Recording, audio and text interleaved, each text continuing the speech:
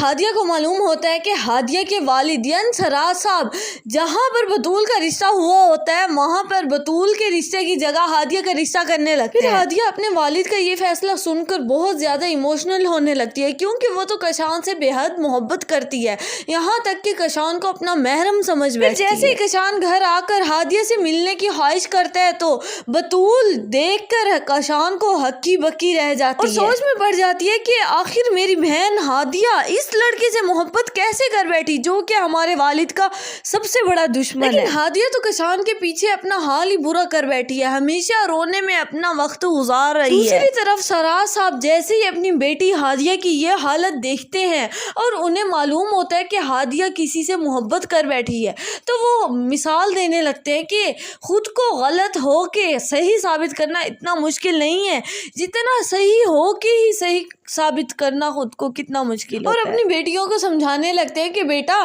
جو ماں باپ تمہارے لیے سوچتے ہیں وہ کبھی بھی غلط نہیں سوچ سکتے، ان کا فیصلہ تمہارے حق میں ہی بہترین ثابت ہوتا ہے۔ لیکن ہادیہ تو اس کی محبت میں اس حد تک گھیر چکی ہے کہ وہ کسی کی بھی بات سننے کو تیار نہیں، اسے چاہیے تو صرف وہی لڑکا چاہیے اور وہ اسی سے ہی شادی کرنا چاہتی ہے۔ لیکن ہادیہ کو یہ معلوم نہیں ہوتا کہ وہ اس حد تک پاگل ہو رہی ہے کشان کے پیچھے، کشان بھی اس سے محبت کرتا ہے کہ نہیں، وہ تو صرف اپنا بدلہ لینا چاہتا ہے، بطول کے مارے ہوئے تھپڑ کا اور سراج صاحب کا دھکے دے کر دکان سے نکالنے کا۔ جیسے ہی ہادیہ دیکھتی ہے کہ کسی طرف سے اس کی بات کو ترجیح نہیں دی جا رہی یعنی اس کی بات نہیں مانی جا رہی، لیکن وہ تو کشان کو کسی صورت بھی چھوڑنا نہیں چاہتی، پھر آخر کار وہ اپنی فیملی سے چھپ کر کشان کو بلوا کر اس کے ساتھ چلی جاتی ہے۔ وہاں جاتی ہے، جیسے ہی جا کر گھر بیٹھتی ہے تو کشان کی والدہ کشان سے کہنے لگتی ہے کہ کشان یہ تم نے کیسی حرکت کر دکھائی، ایک شریف لڑکی کو گھر سے بھگا کر لے آئے،